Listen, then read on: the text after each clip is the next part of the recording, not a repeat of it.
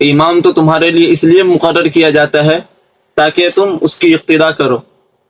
اذا قال اللہ اکبر، جب امام اللہ اکبر کہے تو تم بھی اس کے ساتھ اللہ اکبر کہو. اسی طرح جب امام دوسری تکبیرات کہے تو تمہاری بھی ذمہ داری ہوتی ہے کہ تم بھی ان کے ساتھ دوسری تکبیرات کہو. تو جس طرح نماز میں امام کی تابعداری کا حکم دیا گیا، تو ہماری کوشش ہونی چاہیے کہ باہر کی زندگی میں بھی ہم امام کے تابعدار بنیں. یہ شریعت کی طرف سے بنیادی حقوق میں سے ایک حق تو امام کا یہ ہے. اور امام کا جو مقام ہے، امام کا مرتبہ ہے، یہ بہت ہی اونچا ہے. اس لیے کہ آپ اگر اس پر ذرا غور کریں تو امامت جو ہے یہ مصلی نبوت ہے. اللہ کے رسول صلی اللہ علیہ وسلم جب تک حیات تھے، آپ کی موجودگی میں کوئی نماز نہیں پڑھاتے تھے، الا یہ کہ آپ کسی کو حکم فرماتے، وہ الگ بات. تو اس سے پتہ یہ چلتا ہے کہ امامت جو ہے مصلی نبوت ہے. تو شریعت نے اتنا اونچا مقام دیا ہے امام کو. تو امام کا مقام اور امام کا مرتبہ شریعت اسلامی میں بہت زیادہ بلند ہے. ماشاءاللہ بہت اچھا آپ نے جواب دیا.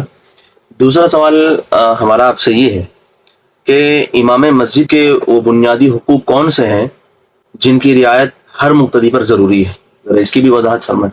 بہت ہی اہم سوال ہے کہ امام مسجد کے بنیادی حقوق کیا کیا ہے.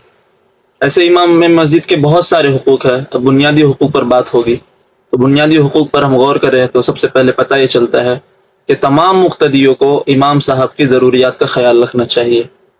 امام صاحب کی کیا کیا ضروریات ہے.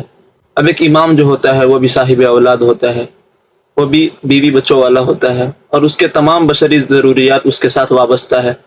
اگر ہم یہ سوچیں کہ امام یوں ہی مسجد میں آ رہے ہیں، نماز پڑھا کر چلے جا رہے ہیں اور اسی طرح ان کی ڈیوٹی پوری ہو رہی ہے، تو یہ ہماری سوچ غلط ہے.